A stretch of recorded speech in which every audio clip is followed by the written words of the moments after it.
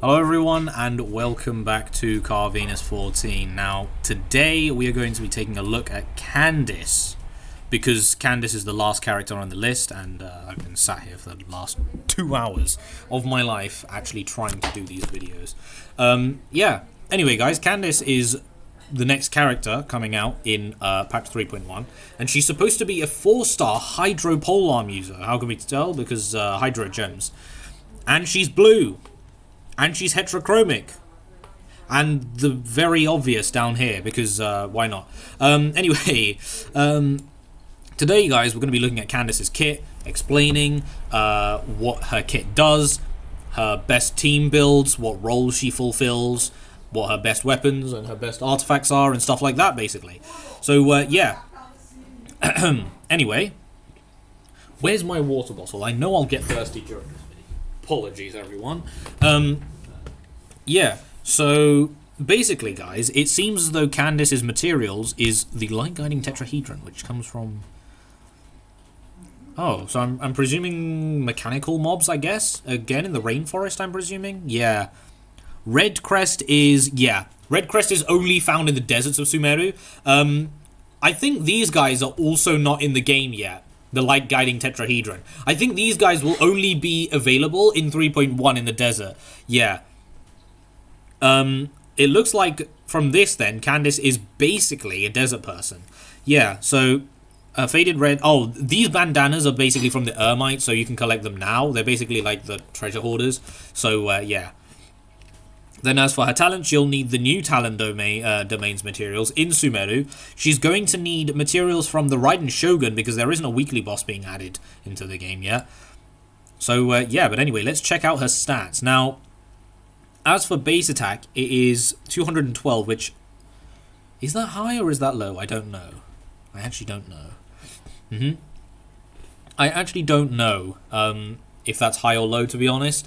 As for her Ascension stat, oh, she scales with bonus HP, so again, a bit like Nilo actually in scaling bonus HP. Does that mean HP is going to be an important stat for her as well? I would think so as well. We already went through the materials that she needed.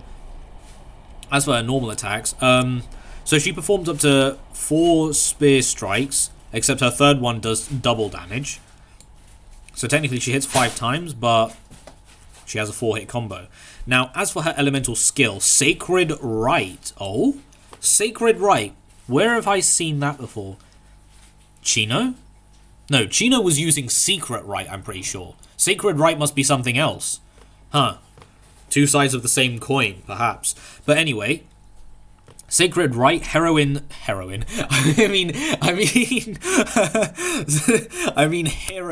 Sanctum. Heron, if you guys don't know, is basically a seabird, a little bit like a flamingo that pokes its head in the water to try and catch fish.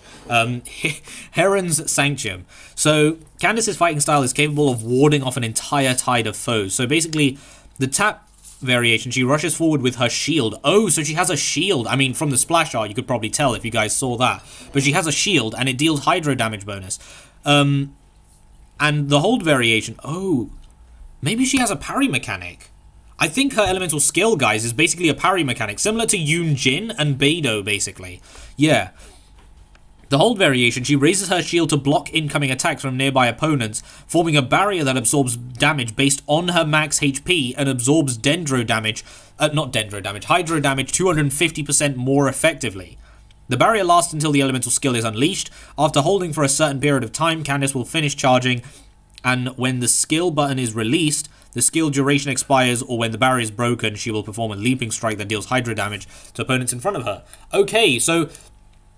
It's a bit like Yunjin, guys, where Yunjin and Beidou, but unlike Beidou and like Yunjin, she just needs to charge up her counter, it looks like, and then she'll be able to release the maximum version, whereas Beidou needs to get hit in order to receive the maximum charge, whereas Yunjin and Candace, it would seem, only require to charge it up or take hits. So, yeah. But it looks like, guys, that...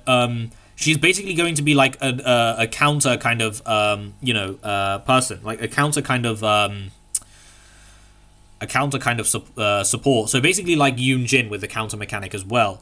Shield absorption is based off her max HP, but also the damage scales with max HP as well.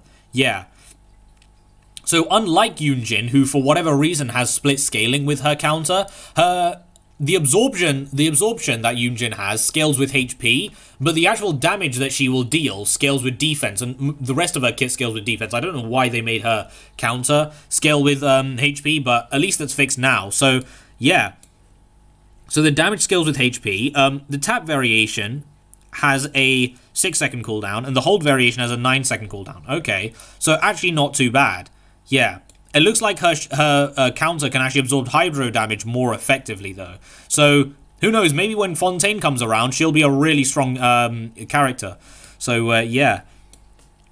And then there's the second, well, her ultimate burst, or her elemental burst, Sacred Rite Wagtail's Tide. So, raising her weapon on high, Candace calls down upon a divine blessing that deals AoE hydro damage based on her max HP, and confers the prayer of the Crimson Crown on all your party members. So basically, she just thrusts her spear into the air, or polearm into the air, and it will deal an initial hydro AoE damage, and it was based off of her max HP. Then she grants everyone in the party a buff, and the prayer of the Crimson Crown, this effect has the following property. So characters deal increased elemental damage with their normal attacks. Okay, so she basically converts all characters' normal attacks into elemental damage. So effectively, she's like Chong Yun, as well as Yoon Jin in that regard. Yeah.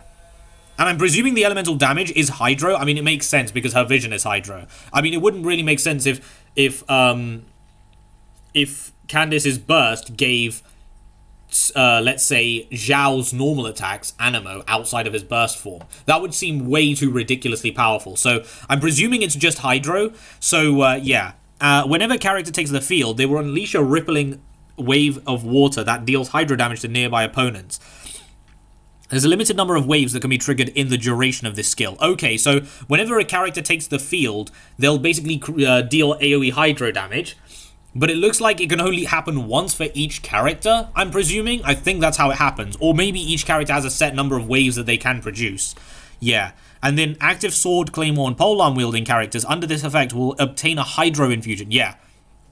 Yeah, so it is a hydro infusion. And it only happens for melee units. So catalyst characters as well as bow characters will not receive this buff. Only sword, claymore, and polearm users will. So that's why people actually said that Candace would be a really strong support for Nilo. So yeah, maybe the team would probably be something like Candace, Nilo, and then a Dendro unit because of the way that, you know, Nilo's passive works, if you guys actually saw that video. So yeah, anyway guys, the skill damage, the initial skill damage, so when she deals the initial AoE hydro damage, that scales with her HP. The duration is 9 seconds, so it's not a lot, but it still is a decent amount. The damage bonus is 20%. So you basically gain 20% extra elemental damage, which will be extra hydro damage. So 20% extra hydro damage. So yeah, she's shaping out to be a really strong support for someone like Nilo. And then the wave impact damage. So basically when a character takes the field, right, the wave damage that they do will scale with Nilo's max HP as well. So yeah, it looks like double hydro resonance is really strong with her. So yeah. The wave instances are 3, so basically what I think that means is that each character has 3 chances to use it, so you can swap from Nilo to another character, then back to Nilo, and then back to another character, and then back to Nilo again, and that will use all 3 instances. I think that's what that means, yeah. And then the cooldown is 15 seconds, and the energy cost is 60 seconds, so it's not too expensive, but it's not that cheap either. It's in the middle. That's not bad, yeah. But this elemental burst is basically going to make her a really strong DPS. Not DPS, for what's it called? For Nilo. For Nilo, yeah. To be fair, if you do want to make her a DPS, I think you want to focus on your attack more than her HP, because her actual, I think her actual damage that she deals doesn't really scale with HP. Like, the damage bonus that she receives through Hydro doesn't scale with HP. It's just a flat 20% Hydro bonus. So I think as a DPS, you kind of want to build maybe a little bit, like maybe HP with attack percent as well. So I think that's how you want to build her. Yeah. So that's basically the skill, guys, or her basic kit rundown. Again, another simple kit. Yeah, thank the lords. And her passive skill. So, to Dawn's First Light, decrease climbing stamina consumption for your own party members by 20%. Okay, that's not bad, and not stackable with passive talents that provide the exact same effect. This is actually quite good, because in Sumeru, especially the rainforest area, you're going to be doing quite a bit of climbing as well, right? So it definitely does make sense that, you know, she has a passive like that, so that's really good. Then, Featherflow Guard. If Candace is hit by an attack in the whole duration of her Sacred Rite, Heron's Sanctum, that skill will finish charging instantly. So basically, it's like a perfect counter kind of mechanic. Similar to how Yunjin has a perfect counter passive, and Beidou has a perfect counter passive. So yeah. The C1 for all characters that have a counter is basically this, effectively, the perfect counter. So yeah. Then Sand Arch. Okay, so characters affected by the Prayer of the Crimson Crown, so her ultimate's buff, basically. They'll deal 0.5% increased damage to opponents for every 1,000 points of Candace's max HP when they deal elemental damage with their normal attacks. So, and from the sounds of things, this doesn't actually have an upper limit. So, if you guys didn't know, Chino's passive, which was similar to this, right, has Chino's one of Chino's constellations has a passive similar to this, but it has a limit. And Nilo's passive, I think, also has a limit. Yeah, but it looks like Nilo doesn't have an actual limit. Or no, did Nilo have a limit? I can't remember. One of them had a limit and the other one didn't have a limit. So basically, for every 1,000 HP that Candace has, you'll be dealing 0.5% increased max HP. So that basically means, let's say Candace has like 40,000 HP, right? And then you multiply that by 0.5%.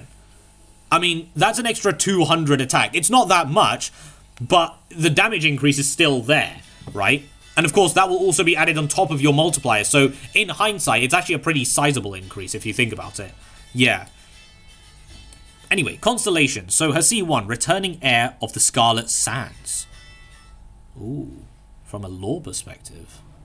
Interesting. The duration of Prayer of the Crimson Crown effect triggered by her ultimate is increased by 3 seconds. Oh, wow, that's really good. Yeah, so basically, guys, her C1 is simple yet really effective. Basically, it just increases the duration of her elemental skill from 9 seconds to 12 seconds. And obviously, that just means more on-field DPS for Nilo, or if you're running Candace as your main DPS. So, yeah, that's really good. Then the second constellation, C2, Moon-Piercing Brilliance. When Sacred Rite Heron's Guard, for crying out loud, Heron's Guard, please. When Sacred Rite Heron's Guard hits opponents, Candace's max HP will be increased by 20% for 15 seconds. Now, this is really good, because as we all know, Candace's entire kit is just based off of max HP. So if she gains max HP, this is brilliant. This is really good, actually, for 15 seconds as well. A lot can happen in 15 seconds, so yeah. And obviously, getting the C2 conditions met is not too difficult. So, yeah, that's really, really good. Her C3 increases her ultimate's level by 3, which is also really good. Sentinel Oath is her C4, and it shortens the hold cooldown of the Sacred Rite of her elemental skill to be the same as the tap cooldown. So basically what that means is, even if you use the hold variation of her elemental skill, the cooldown will just will go to 6 seconds instead of 9 seconds. So basically, if you have C4, she doesn't have a hold cooldown anymore. She just has the tap cooldown, because a hold cooldown and tap cooldown will basically be the same. So that's actually not bad, because it means you'll be able to get off the C2 a lot more often, right? And that's just better, because more HP means more damage for everyone else. So yeah. Then Golden Eye is her C5, increases her elemental skill level by 3, and then her C6, the Overflow. When a character, excluding Candace herself, affected by the buff caused by her ultimate, deal elemental damage to an opponent using normal attacks, it will unleash the wave from Wagon's tail from her... Oh, okay, so basically what that means is, whenever someone deals elemental damage, right, using a normal attack, they'll basically unleash a wave, and it doesn't have a cooldown. So I'm presuming it's every normal hit. So every time someone does a normal hit. So what I mean to say, guys, is basically, if Candace does it, I mean, obviously it says excluding, but let's say, okay, maybe someone like Chino. Now, Chino does have a 4-hit combo. Well, no. Okay, let's use Nilo. Nilo has a 3-hit combo, right? Nilo has a 3-hit combo. So 1, 2, and 3. Right? No, not even Nilo's a good example.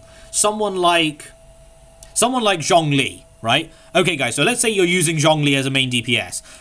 And Zhongli has like a 5-hit combo, right? But if you all know, Zhongli's 4th hit hits 4 times. Now, the way that the elemental that C6 works is every instance of normal hit damage, right? So basically, when Zhongli, right? When Zhongli does his full normal hit combo, he'll only release 5 waves, not 9 or not 10, because basically the waves are released every normal hit damage combo that he does, or every normal hit string that he does, not the individual attacks that happen within one instance, effectively. So Zhongli's kick, that will only unleash 1 torrent of wave instead of 4 or 5, because of the way that the actual C6 works. So multiple procs on a certain hit, right, will multiple hits on one string, right? So let's say the 3-hit here, it deals 2 instances of damage, right? Instead of dealing 2 instances of damage from the wave will only deal 1 instance of damage from the initial hit. That's it. So it only counts the normal hit damage combo, not the instances of hit in each one, basically, if that makes sense. So yeah. It will unleash a wave from the Wagtail's Tide. So basically, if you guys remember, the Wagtail's Tide is basically when Candace, basically when a character has the buff of Candace's elemental skill, or elemental burst, I should say, they'll release a wave when they hop onto the field, basically. So instead of being able to do that when you hop on the field, it will also do that when they hop on the field and through their normal attack, so just increase DPS. This effect can trigger once every 2.3 seconds, and triggering this will not consume the base wave instances granted by Prayer of the Crimson Crown. That's even better, because you'll still receive the 3 wave instances, you'll still retain that, but you'll also be able to trigger it every 2.3 seconds as well, and it will not consume these instances, or these stacks, basically. That's really good, and it can only happen once every 2.3 seconds, so basically it stops Nilo from becoming ridiculously overpowered. But yeah, it's really good, actually, because if you didn't know, guys, Nilo also specializes in AoE hydro damage. AoE hydro damage is really, really good on her, because her burst deals AoE hydro damage. One of the modes during her elemental stance actually deals AoE hydro damage as well. So AoE hydro damage is really good with Nilo, and Candace seems to benefit that playstyle as well. So yeah, basically, guys, that's effectively Candace's kit. Now we'll go over her actual weapons, or what weapons you want to use on her. Now, Candace is obviously wants HP, and the main option that really comes to mind is, well, we'll get to that later. But yeah, if you want to use Candace as a support, engulfing, well, none of them are actually that brilliant, to be honest. I mean, Calamity Queller won't really help with Candace's support capabilities. Primordial, none of these will really help with Candace's support capabilities, to be honest, because she doesn't really need crit rate or crit damage because of the way that she plays, and attack percent is kind of useless on her, so I wouldn't really recommend any of the 5-star weapons. As for the 4-star weapons, Shifting Moonblade is the one that a lot of people say will be her best in slot because of the leak videos that people have seen on her, but personally, I don't really think it's going to be the best on her because, you know, it gives her attack percent, which she doesn't really want. In fact, to be honest, I think you want something like Energy Recharge. Like, be the catch.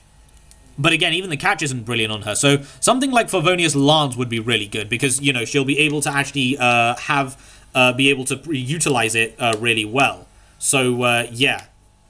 I would think so anyway. Favonius Lance seems like a pretty decent option on her. The craftable prototype Star Glitter also seems pretty decent. Engulfing Lightning, I guess you could use for the energy recharge as well as the Skyward Blade, but I wouldn't really go, like, put a 5-star on her unless you have multiple copies, if you know what I mean. Yeah. But really, the only stat you actually want on her is HP, and luckily, there is a HP polearm in the game in the form of the Black Tassel. Now, the Black Tassel is the only polearm in the game that actually gives you HP, and it gives you, at max level, 46.92%. Yeah. And it increases damage against slimes, which is kind of whatever, and there aren't really a lot of slimes in Sumeru anyway. But yeah, this just as a stat stick is really good because of the fact that, you know, Nilo kind of just wants HP as much as possible. But honestly, other than that, there really isn't another brilliant option apart from energy recharge. And that's really it, to be honest. Energy recharge is really the only kind of substat you want. So Favonius Lance, the catch, you know, Prototype Starglitter, but even then I wouldn't recommend the catch because the passive is kind of wasted on her. That's why I wouldn't really recommend Skyward Spine or Engulfing Lightning because, you know, energy recharge will kind of seem like a wasted skill on her. So, yeah. Which is kind of unfortunate. But, as for anything else, apart from HP and energy recharge, I really don't see any other weapon really being a good build on her, to be honest. Yeah, so that's basically it for the weapons, guys. It was ridiculously short, especially considering the other two characters. I had to go through quite a decent amount of weapons because they would be able to utilize some of them. But yeah, actually no. If you're DPSing her, if you want to DPS Candace, because trust me, there are a lot of people out there that do want to DPS her. Obviously, any weapon with crit rate or crit damage is obviously going to be brilliant on her. Attack percent is also going to be really good. Calamity Queller could be a solid option if you have her C1 and, you know, you use her burst a lot. In fact, if you want to build Candace as a main DPS, then I think you would want to build her as a hydro damage bonus, because like a hydro damage dealer instead of a physical damage dealer, because of you know, her elemental burst. But I honestly don't really know, because she doesn't. I feel as though she would be in her burst a decent amount of time, but I don't really know if it would really make a difference if you build physical on her instead of hydro. Yeah, but I don't really know, to be honest. You could probably build physical on her and get away with it, because her elemental burst already gives her a 20%. Oh my god, elemental burst already gives her a 20% damage bonus. For Hydro, you can see here. So maybe building physical on her won't really seem too bad, but she just does seem a little bit odd to really build as a DPS because of how mixed you'd have to build her. Like a physical, like you could build her with a Crescent Pike, but give her a Goblet that has Hydro damage bonus or something like that, basically. So yeah. But Deathmatch could be a good option on her. Blackcliff Pole could also be a good option on her. Anything with attack percent or crit rate or crit damage would just be really, really good with her because of obvious reasons. Yeah. And that was basically the weapons, guys. So as for her support, which is the main gameplay, Black Tassel is going to be the best in slot for her. It just will be. And then Energy Recharge if you guys really want it. So, yeah. And then we'll go to Artifacts.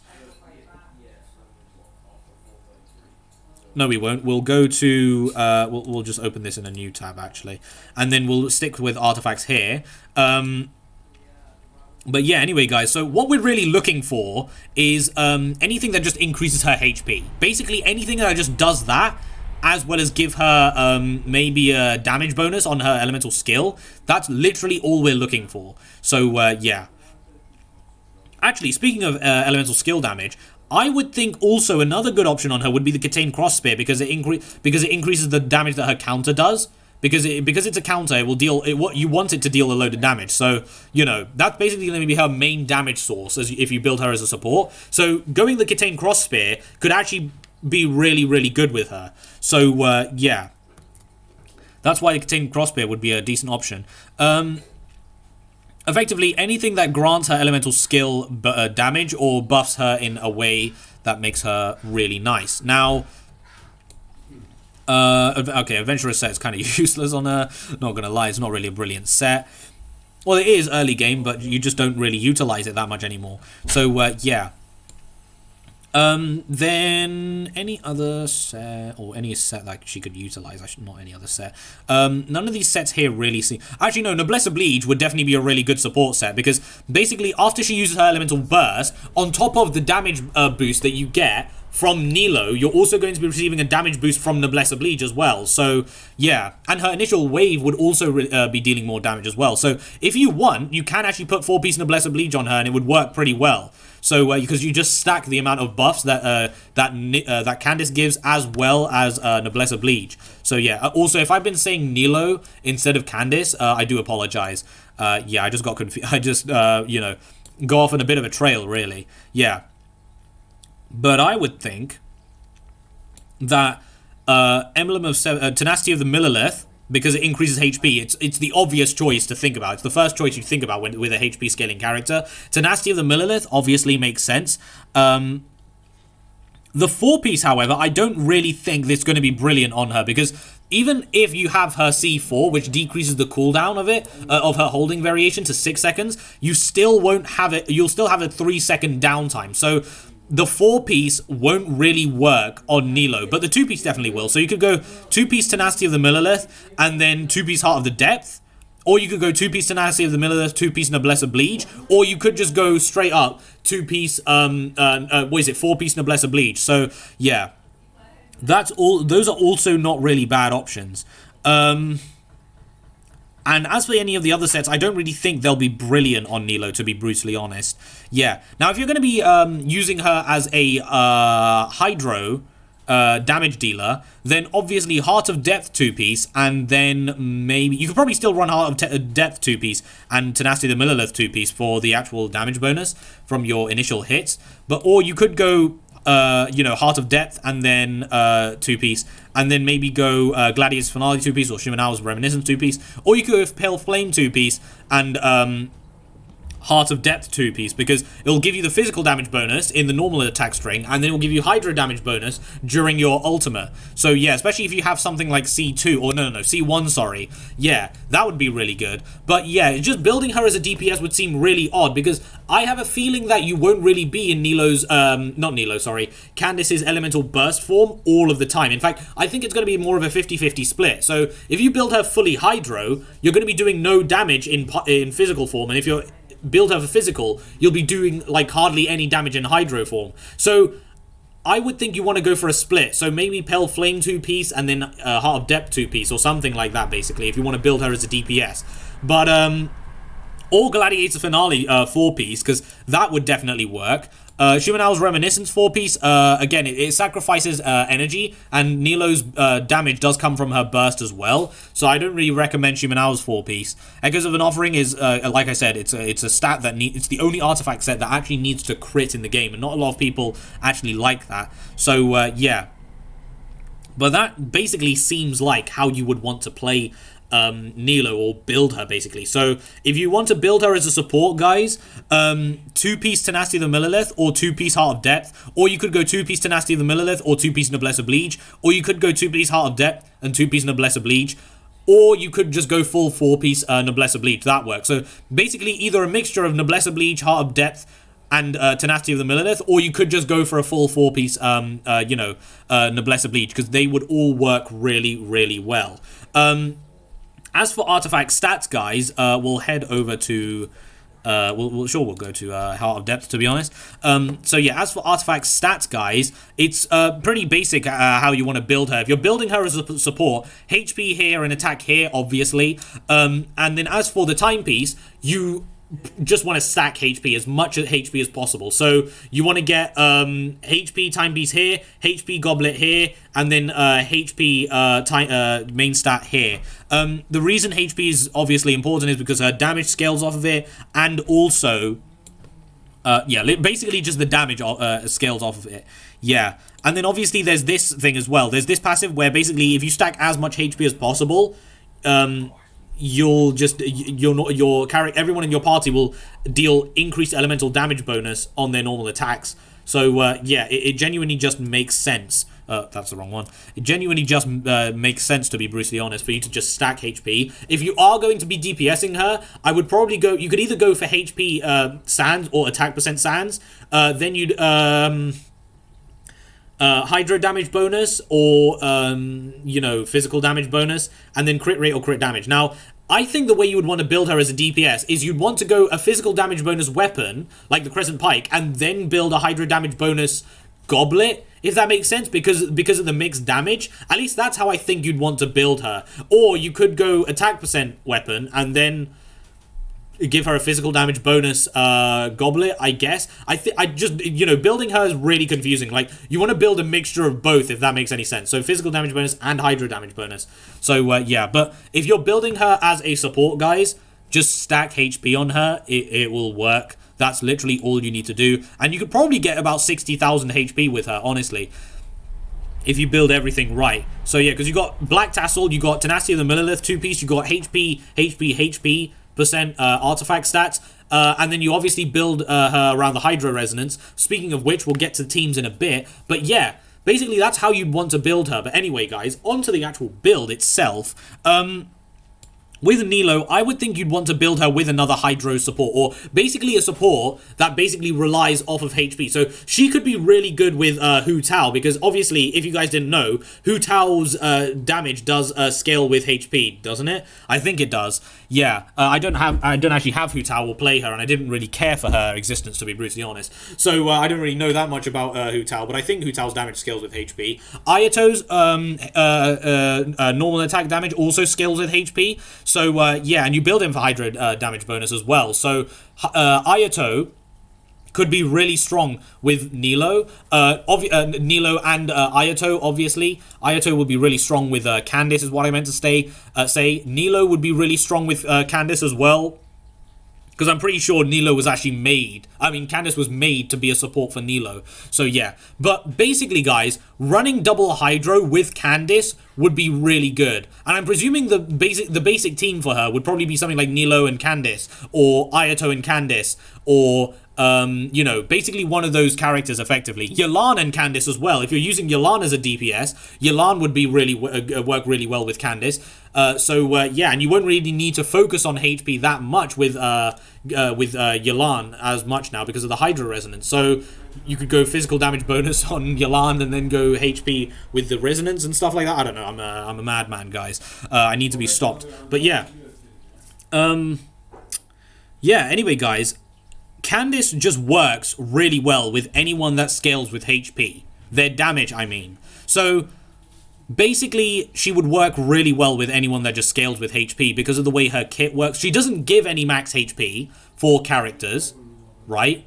But anyone that scales with max HP would welcome her because, you know, they can obviously, Candace can tank, they can tank, and so your team just survives a lot longer, and a Hydro Resonance bonus as well is really good with characters like Ayato, Yelan, Candace, Nilo. So yeah, it genuinely just makes sense, really. It genuinely does. So yeah, that's basically it, guys. I have been Carvenus 14, but before I go, actually, I just realized, if you want to be building as Candace as a DPS, your regular standard superconduct team would probably make sense. It would just make sense to run a superconduct team, run Zhongli with physical resistance shred and stuff like that, basically. Yeah, but Candace DPS, I don't know, guys. It seems a bit copium to me. But then again, I do play Shenhe DPS. And not Cryo Shenhe DPS, physical Shenhe DPS, which also in its right is a little bit copium, but Shenhe kind of does limit the damage because she's cryo, so you only need an electro character on the team. It just makes sense. Like, Shenhe does make sense because she does have physical resistance shred and cryo resistance shred in her kit. So Shenhe DPS isn't really that copium, but Candace DPS is a little bit copium, not gonna lie. But if you guys want to run it, go for it. I'm not stopping you. I ain't your mum and dad. You go do what you wish. Anyway, guys, I have been Carvenus 14 and still am. And I hope you guys enjoy the rest of your day. I will see you all very, very soon. Goodbye.